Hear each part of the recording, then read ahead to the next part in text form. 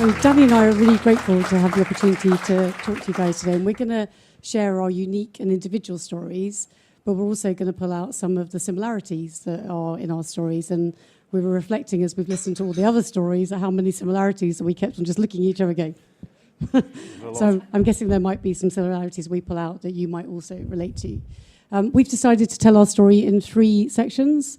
The start is the moment, I suppose, it will happen, I suppose, the watershed moment in our mental health.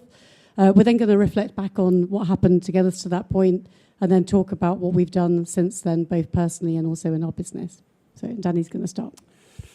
So just for me, in terms of the watershed moment, I'll tell this in sort of first person way.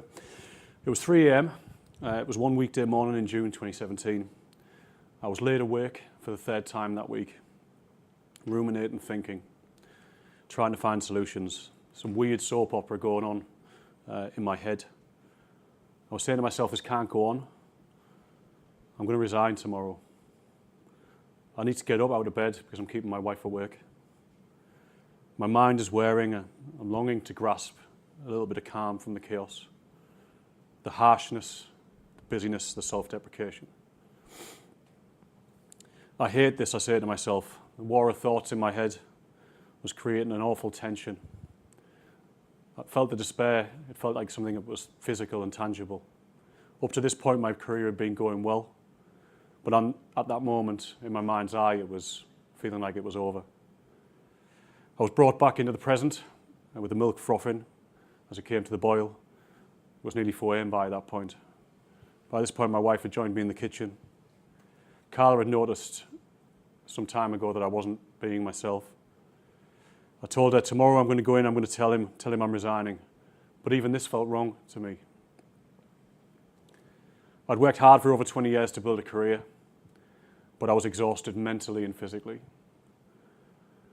This wasn't the first time, and it also wouldn't be the last time either. The emotions were spilling over into my life outside of work. And when I think back, actually, on this is the one thing that irks me the most. I'd been taking it out on the people that I loved the most. My wife, my sons. It was a desperate time. So for me, my watershed moment was Monday back in 2013. Over the weekend, I'd heard listened in, I suppose, to a conversation my husband was having with his son on the phone. And I was suddenly hit with this realization that I was never going to have that same relationship that a parent has with their biological child. I'm not one for crying. I couldn't remember the last time I cried, but I started to cry. On the Monday, I got up feeling even more emotional, still chose to go to work, being typical me. When I got there, I sat in my office and cried to my PA. I still chose to stay at work. And in the afternoon, I found myself in our weekly board meeting. I'm normally the most engaging person in the board meeting. I'm the one who makes everyone feel comfortable when they come to present. And on this day, I literally couldn't even breathe. I was focusing purely on holding back the tsunami of tears and emotion that was going on inside me. I spent the whole time staring at my phone. And after one of the presenters left, one of my peers called out my behaviour in a not very helpful way. And my reaction was an enormous nosebleed. So I left the room to try and clean myself up. And I went downstairs to get some tea and cake, thinking that was a good idea. So I liked that earlier, thinking that would maybe sort me out. When I got to the cafe, I bumped into our CFO, Richard, and who's obviously in our board. And at that point, the tsunami, I couldn't keep it back anymore. I burst into tears on him. He looked after me. We went back up. I stayed for the rest of the board meeting, including external presenters, crying all the way through it. I did explain to them, obviously, what was going on, but they still chose to stay. And that night, I went home. And in the morning when I came in, Richard came to see me. And he told me he'd been up all night thinking about me and worrying about me. And he'd written me a personal letter. And in that letter, he shared that he thought I was suffering with depression. And the reason he thought I might need help is because he had also had a mental health experience, something he'd never shared with anyone before. And he gave me the name and the number of his doctor and urged me to call. And luckily, I did that very day make the call and made an appointment. So the other thing we wanted to talk about was some of the similarities that we've seen. So whilst our stories are quite different in terms of the content, there are some similarities that really bubbled up for us when both Amanda and I were working on this together. I think the one first similarity is somebody else saw this and effectively called it out. The the people that we were around. In Amanda's case, it was Richard, our CFO. In my case, it was my wife and in some cases my friends as well. They were external observers. And then the other similarity. The other similarity we noticed was the physical manifestation of our mental conditions. For Danny, it was lack of sleep. For me, it was nosebleeds. That was the first of 15 nosebleeds in the next 2 weeks that I had. And my realization that it was all going on inside, but it was coming out physically for us. So importantly, how did we get here, I guess? What were the events that brought us to this point? For me, fundamentally, in my depth of character, I have a strong pursuit of self-worth and desire to pursue that. A very, very strong set of values. I didn't realize that probably until more recently, until I actually wrote them down, and I realized that all of my decisions are thrown against my values when I make them. I have a strong achievement drive, and that achievement drive actually, we talked earlier on about elements of your past effectively informing the current time. That comes partially, I believe, from a time when my parents, when I was in 1995, they moved off to Australia. I was 19. I just moved to London. I wanted to make my own career, so I chose not to go with them. What I didn't realise then is the brain conditioning, I guess, that was being created. Someone earlier on talked about sort of still being a bit elastic or plastic in terms of that development.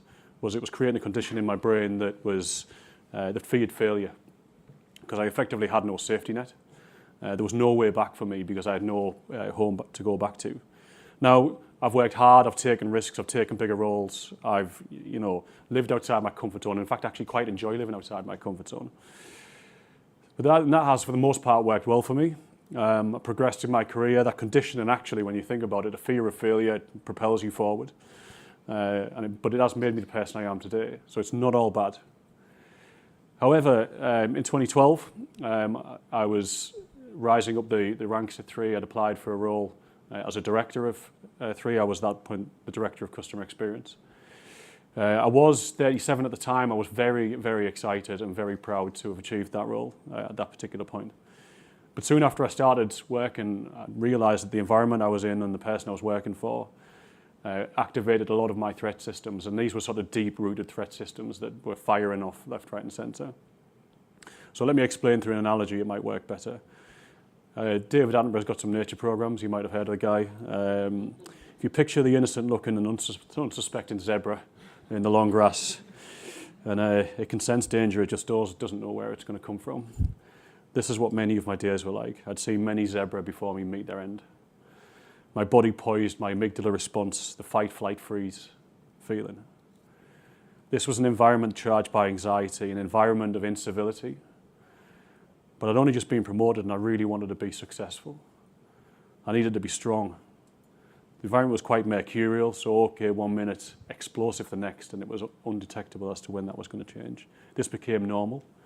I challenged it respectfully. I reframed it through learning some of the things. But I am ashamed to say at times I even endorsed it. I sat there and I was complicit. So I studied books on EQ and the 4 pillars of EQ about how I can learn how to deal with this. But then I hadn't been feeling myself for a long time. And deep down, to be honest, I felt very, very fearful. It's easy to see now in retrospect, and actually when I talk to people who are, somebody said earlier on, who are on the cusp, on the verge, I can't remember the exact language, but it's easy to see now that I should have moved on. I should have done something else, but my confidence was completely shot. The idea of going out into the jobs market at that point was just a non-starter. The stress-induced cortisol in my brain was changing how I felt, how I valued myself. It made me fearful. Even in work towards putting forward new ideas, my performance started to dip. I just became someone who carried out someone else's agenda. I wasn't really a leader in my own right. And fear, I learned quite recently actually, that fear actually just makes you less intelligent. It stops the brain from working properly. So when you're in that environment and you're fearful, it just doesn't work in the right way. So I fought these regular emotions. The man up, I think, is the expression people use, isn't it? Awful expression, I think. The tubs of rescue remedy before I went into meetings. In St. John's Ward, reframing the situation, I learned NLP or parts of NLP. Taking on physical challenges to help me focus on something else. I once did a press-up challenge that culminated in me doing 440 press-ups in a day. And I now know that this was a coping mechanism. I'd been seeing a psychological therapist for some time. Focus was all about learning how to cope. At the end of one session in particular, she was more concerned than usual. She said she diagnosed me as suffering from anxiety and depression that was triggered by the environment that I was working in. I was driving actually home that evening, and to be honest, I started to feel a bit relieved. I was like, I feel awful, but it has a label, which is sort of good because it has a label and it means I can do something about it. But I was finding it hard to grasp that my day-to-day experience of work had culminated in that situation of making me, it was beyond a normal burst of stress. It was something that actually made me really ill. So I vividly remember the drive home. I got home, saw my wife Carla in the kitchen. She had a glass of wine in hand. It was a nice sunny evening, summer of 2017. I sat down next to her and I just said it. My therapist believes I'm depressed. She said, I'm not surprised by that. She put her arm around me and said it would be okay. And I now realise that was a moment of a start of a new chapter in a very long journey. So for me, when I first met with my doctor, I shared what I thought were the direct events that had led to my breakdown and my emotional state. And that was the fact that I'd had 5 miscarriages in the space of 3 years, 2 years before. After my 4th miscarriage, my dad was actually diagnosed with Legionnaire's disease. Luckily, he survived, but it was touch and go. And every day I chose to carry on going to work as if nothing was happening. After my 5th miscarriage, I never cried. Actually, the next day, my boss rang me to tell me he was leaving and I was being promoted to the board. And a week later, I was on a flight to Hong Kong to have my promotion validated by our international chairman. The resonation of when you talked about crying every day, I cried every day to work. I got out of the car, I smiled, and I smiled all day. It was my normal cheerful self. I got in the car, I cried all the way home. That went on for weeks. Actually, when I got to see my doctor, what I realised was it actually started a long, long, long way back from that. It actually started probably when I was like 9 years old. I had really complicated family dynamics. I'd become the be strong, the fixer in the family from a very young age. And I'd actually been self-harming all of the time through my early teens and my early 20s. And that was something I'd never admitted to anyone, not even myself. But of course came to acknowledge that through my treatment. And at that point, the doctor acknowledged that what had happened was that I had built this be strong mechanism, that if life traumas hadn't happened to me, maybe I would have gone through life never experiencing mental ill health again. But actually the reality was that 5 miscarriages were life traumas, and that they had forced me over the edge and they'd caught up with me because I'd never dealt with them. And she diagnosed me with clinical depression at that point. So again, obviously listening to those stories are getting very different, but what we want to do is pull out some of the similarities. And the first similarity is, for both of us actually, it had been going on for a while. And, for Amanda, from when she was very, very young, but also some of those traumas she experienced in life as she went through that as well.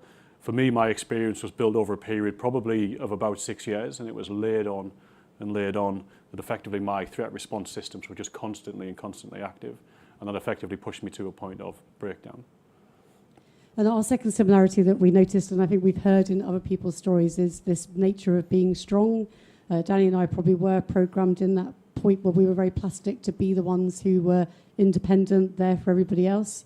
And what that had meant is we'd put ourselves in situations and not dealt with the things that were happening in our lives, and to the point where obviously it did layer on and caused us both to have a mental health issue. So importantly, what have we learned? And I guess this is the key, one of the key things for this room really, in terms of coming through all of this. Where are we now? So from my perspective, well, I can tell you that if you'd have said to me on the 4th of December last year that I'd be sat in front of you on the 4th of December this year doing this, I simply would not have believed you. I was in a very, very dark place.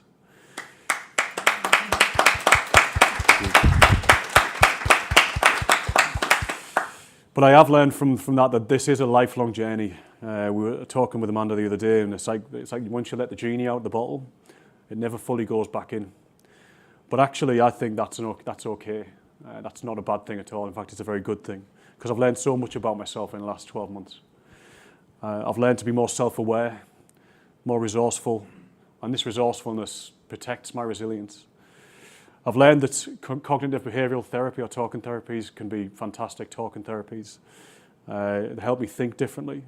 I've learned actually I am still on antidepressants, not a massive dose, but I've learned that they really help me, and they help balance the brain chemicals and keep me in a good way. I've learned that sleeping tablets are amazing. So Amanda talked earlier on about the fact that I had no sleep, and I do agree that one of the previous speakers was talking about having no sleep for a long time. You do feel very, very strange and unbelievably weird when you have no sleep. So when I started to get some sleep, it was amazing. I felt like I could take on the world for that moment. So sleep is the bedrock of life in what the Maslow hierarchy of needs. It's the underlying thing that we all need to get enough of. I've learned that taking some time off really helps. I took 3 months off. I was very well supported by Amanda here during that period of time. And when I was off in that time and I was doing some thinking about life and a lot of introspection, I did a very, very simple thing, but quite a profound thing. And I worked out my order of priorities in life. And they are: 1, my emotional and physical health and well-being; 2, my family and my friends; and 3, my career. That doesn't mean that my career is not important to me. I said earlier on, I've got a very strong achievement drive. But it means that I've got to focus on making sure that every decision that I make prioritizes things in that order. I've learned that talking openly, talking with people either one-on-one or in groups is a huge help. My family, my friends, my colleagues. I had some of the best conversations I ever had with my parents. I remember my father called me. He was in the UK at the time, and we talked for about an hour on the phone, and it was just an amazing conversation. I've had some great conversations with Amanda here. And there is, we talked about stigma earlier on. There's something weirdly liberating, and I also think empowering about having experienced something with stigma that's attached to it, and then just launching into it at a party and saying that as if it were a common cold. And watching people's faces as you start to talk about it. I've also learned, and I'm a really keen meditator. I do meditation every day. I started off with Headspace.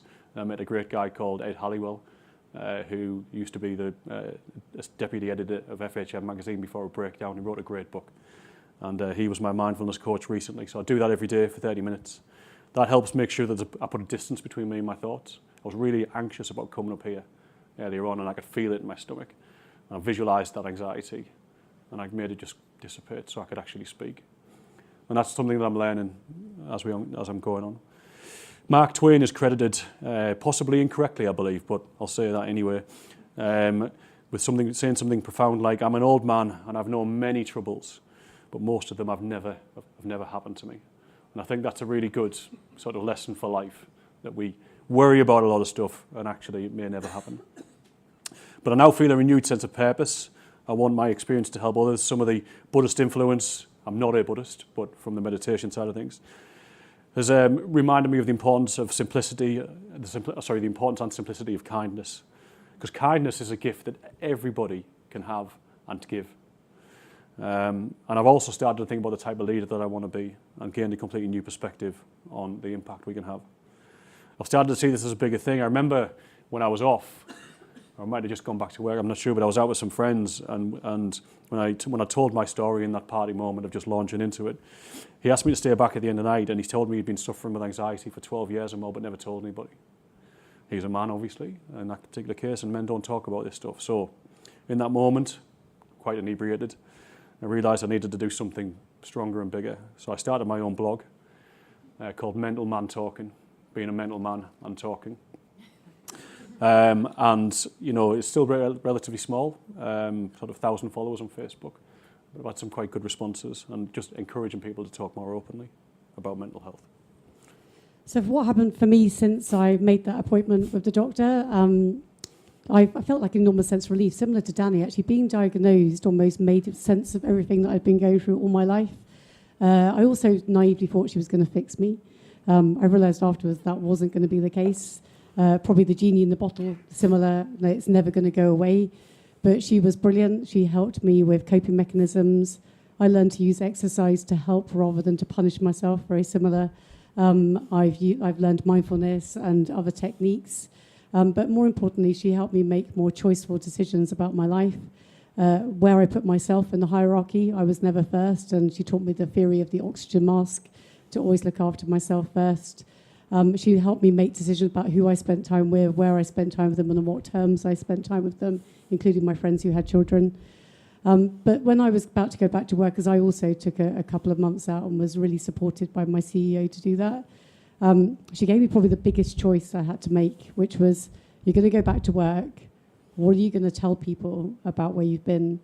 Are you going to be honest about your mental health, or are you going to tell them something else? And if I'm honest, it wasn't a massive decision for me. I'm a really open person. These guys would probably tell you I'm quite happy to share. And so it wasn't a massive decision from a personal perspective, but I did feel that I felt quite privileged to have been through what I've gone through, if I'm honest. I felt like it had changed my life for the better. And I felt like in my job and my position as a leader in our company, I had such an amazing opportunity to make a difference for other people. And as a result of that, I think I first told my story. Danny was reminding me as we were prepping for this in January 2015 at our wider leadership event in front of our 50 top leaders. It was the beginning of our wellness program at Shree that we started then. We now have quite a comprehensive wellness program, I would say. We're still learning. Alan is here, our head of wellness. We're still thinking of what else we can do. But since then, we focused on physical, mental and emotional health. From a mental health perspective specifically, we started sharing our stories. We were spurred on by the Royals, I've got to be honest. That triggered in us that why shouldn't we do that? So Mental Health Awareness Day week last year, in 2016, we shared a story a day. Myself first, our CFO went on the 5th day.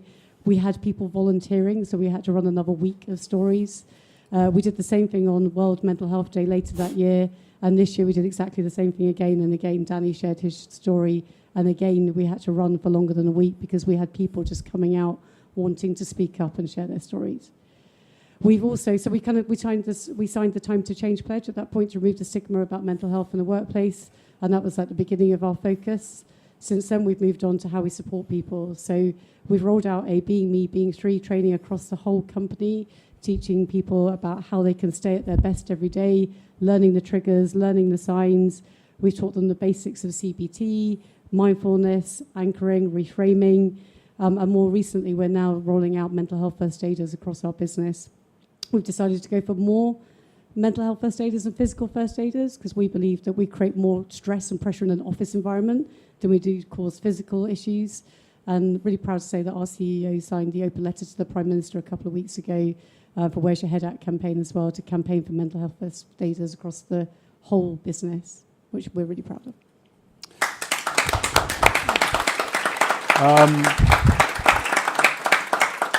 Just in terms of some similarities, the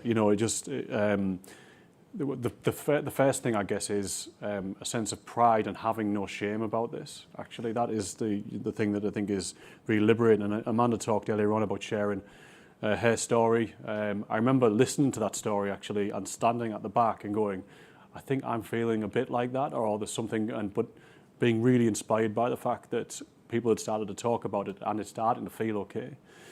I think from my side, I don't wear this as a badge of honour. I don't want it to sort of.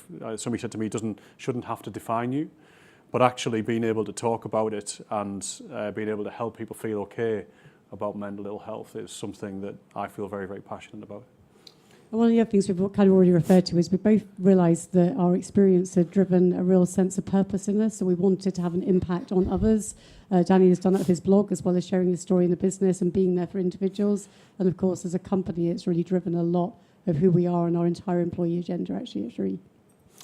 So just in closing, Amanda and I have had a lot of conversations about leadership and what leadership in the future what we believe leadership in the future needs to look like. So just to sort of add a few comments on that, and I guess for people in this room and the people who can be influential about what people do in the workplace. So we believe, and I believe, that leadership in the 21st century is very, very different. So if you think about some estimates suggesting that as human beings we're processing about 350% more data than we used to. We have bigger demands on productivity. The lines between work and life become more blurred. Flexibility in terms of working, ingenuity, innovation. The threats coming in from different competitive markets that mean you've got to constantly try and evolve business. But we are, as leaders, wholly accountable for the environments that we create and how we make people feel. The World Health Organization say that depression is the biggest driver of disability as I sit here right now. So the role of a leader needs to be very different. Brené Brown, does anybody know her? She is an inspiration of mine. She puts vulnerability as the most important characteristic of leadership. Being more comfortable with vulnerability, removing the stigma, reducing and removing the root causes of mental ill health in the workplace. Amanda and I have talked about this. The first thing is getting the conversation started, putting the support networks in place, and then You know, there's some tougher topics to be able to then take it to the next level. But it is more possible than ever. And I'll finish my section before I hand back over to Amanda with some wise words from Jordan Peterson. He's a Canadian psychologist and author, I believe. Remember, there is no day without darkness of night, just as there is no order without chaos. There is suffering in life, but it's what also gives us meaning to our perseverance and makes the moments of peace so rewarding. So we wanted to leave one kind of final message, because we feel that actually one leader showing vulnerability was the beginning of everything we have done at work, and that was Richard. If Richard hadn't have written that letter to me, I'm pretty damn sure I would never have picked up the phone and got help. As a result of my experience, it spurred me on for me to share my story and start our focus on wellness at Shree. That meant that not only was I able to see some of the things Danny was going through, but also he knew it was okay to speak up.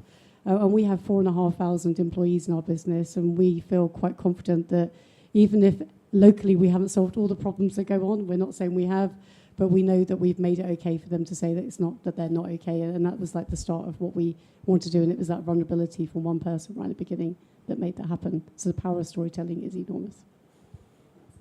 Thank you. Thank you.